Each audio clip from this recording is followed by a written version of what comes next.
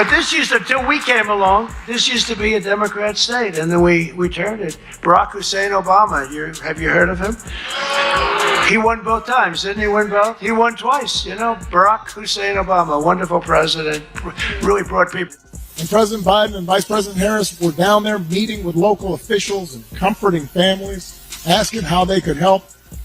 And Donald Trump at a rally just started making up stories about the Biden administration. This was supposed to be easy fuel for Trump. A quick jab at Obama, the crowd cheers, the cameras roll, and the usual chaos begins. Everyone expected the loud back and forth, but Obama doesn't play the script. He responds with one calm, perfectly timed sentence, and suddenly the whole moment flips. The silence afterwards says more than any argument ever could. Stay with us, because the power shift happens fast. But Barack Obama won twice, and so everyone said, well, Iowa, they had this down as not winnable, and we won in a landslide. 3 times we won in a landslide. So.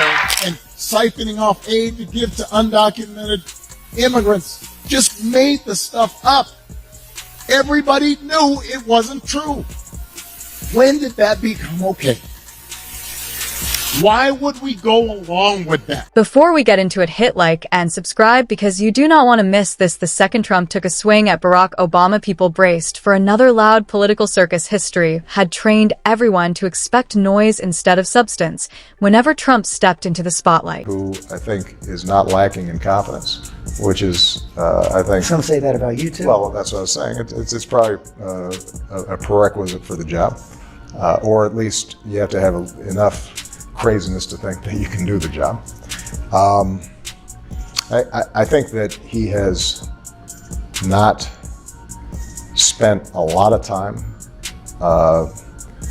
sweating the details of, Trump positioned himself as the tougher voice, the louder presence, the man willing to mock and provoke anyone tied to the old political order. He painted Obama as weak, overrated, and symbolic of everything he claimed was broken before his rise. For you to speak up, Mr. President, that way. I was not the person who, at a White House briefing room, said, how is bleach the way to solve COVID? I wasn't doing a routine. I was repeating words that I heard. It is not my preference to be out there. I think we were in a circumstance in this election in which certain norms, certain institutions. The setup felt almost predictable. Cameras rolling, supporters leaning in, critics preparing for impact, and social media already warming up its outrage machine before the exchange had even fully landed. This is one of the strangest transitions in history. It's unusual. I'll agree with that. Well, I suspect the president-elect would agree with that. Look, he's an unconventional candidate. I don't think there's anybody who's run a campaign like his successfully in modern history, not that I can think of. And as a consequence, because he didn't have the supports of many of the established. Trump delivered the insult exactly the way he always does, loud, sharp, built on mockery and bravado. He questioned Obama's leadership, hinted at incompetence, and presented himself as the only real solution. It was spectacle over substance, designed to overwhelm more than persuade. But then came the pause. Obama didn't react the way Trump wanted. And when he finally spoke, it wasn't with anger or theatrics, but with one measured sentence that instantly changed everything. Ever wish you were running against Donald Trump? Do you ever wish you could climb in there? I saw the vice president said he wanted to fight him the other day. I think Hillary's doing just fine. I'm enjoying campaigning on her behalf, and also campaigning for Senate and House candidate. Instead of trading punches, Obama shifted the focus to what leadership actually looks like: responsibility, results, respect. His words weren't crafted to sting or humiliate, yet they landed harder than any insult could. The contrast was striking. Obama didn't need to prove himself. He reminded everyone of a standard politics had almost forgotten. Leadership isn't volume, it's how you carry responsibility. Does that worry you? Well, I think that can be both a strength and a weakness. I think it depends on how he approaches it. If it gives him fresh eyes, then that can be valuable.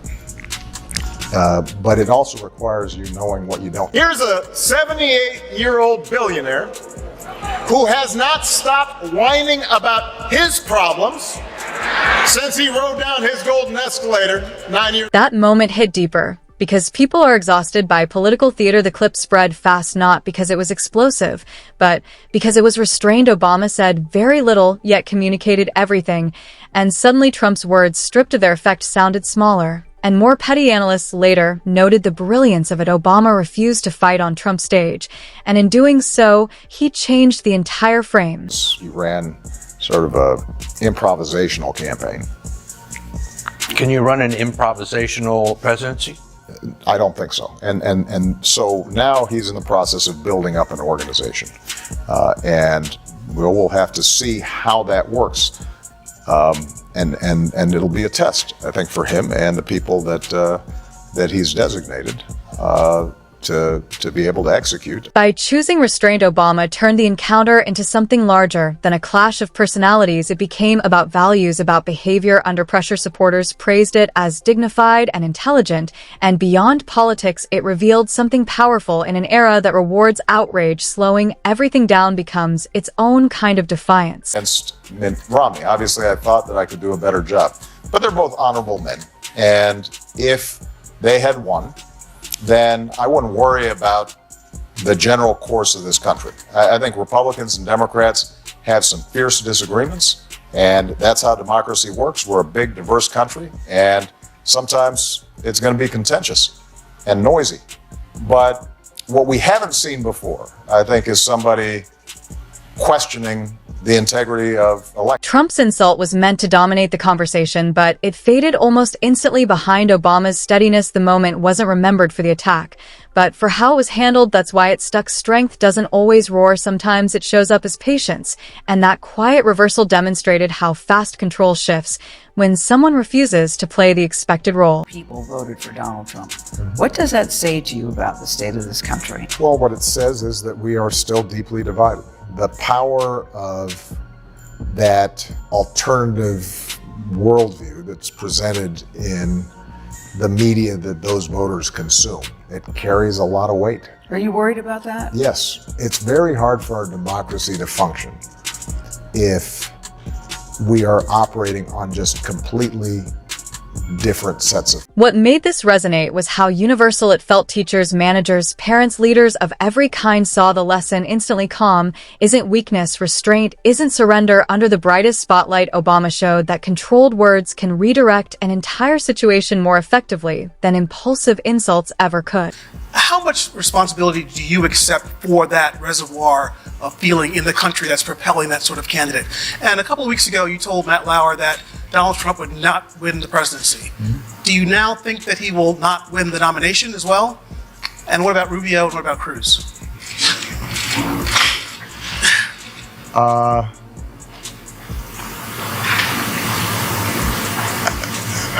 I think foreign observers.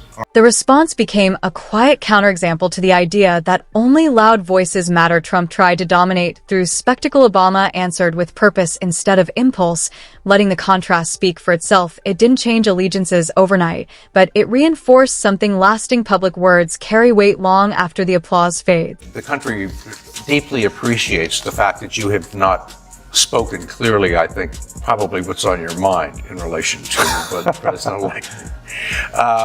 But Well, the people have and I don't want to try, and I don't want people to think that we're condemning Donald Trump. But as you said earlier, it's unusual. He seems to have spent a good deal of his time sending out tweets that the United States must strengthen and expand its nuclear. The moment also exposed how easily politics derails when insults become currency. Trump's approach relied on provocation and outrage. Obama's approach redirected attention back to substance without demanding it. Watching those two philosophies collide made the difference impossible to ignore. One thrives on reaction, the other on restraint. Before, I think, is a politics based on putting down, in very explicit terms, Muslim Americans who are patriots, or describing women, not in terms of their intellect and their character, but on a 1 to 10 score. And at a certain regardless of what your political preferences are and your policy preferences, there is a certain responsibility and expectation. Obama's lack of urgency communicated quiet confidence. He didn't need to dominate the exchange to own it. The insult suddenly felt less like strength and more like forced relevance. Even the pause before his response mattered. It created space for reflection, breaking the rhythm of confrontation in a culture obsessed with speed. Stillness became its own statement. Some of the rhetoric that's been taking place in these Republican primaries and Republican debates, I don't think it's restricted, by the way, to Mr. Trump. I mean, I find it interesting that everybody's focused on Trump primarily just because he says in more interesting ways what the other candidates are saying as well. And so he may up the ante. Over time, this moment became symbolic of something bigger than two men exchanging words. It represented competing visions of leadership and what kind of behavior the public chooses to reward. Obama's sentence lived on long after the insult was forgotten, proving a simple truth: the most powerful statements aren't always the loudest, they're the ones that bring attention back to what actually matters.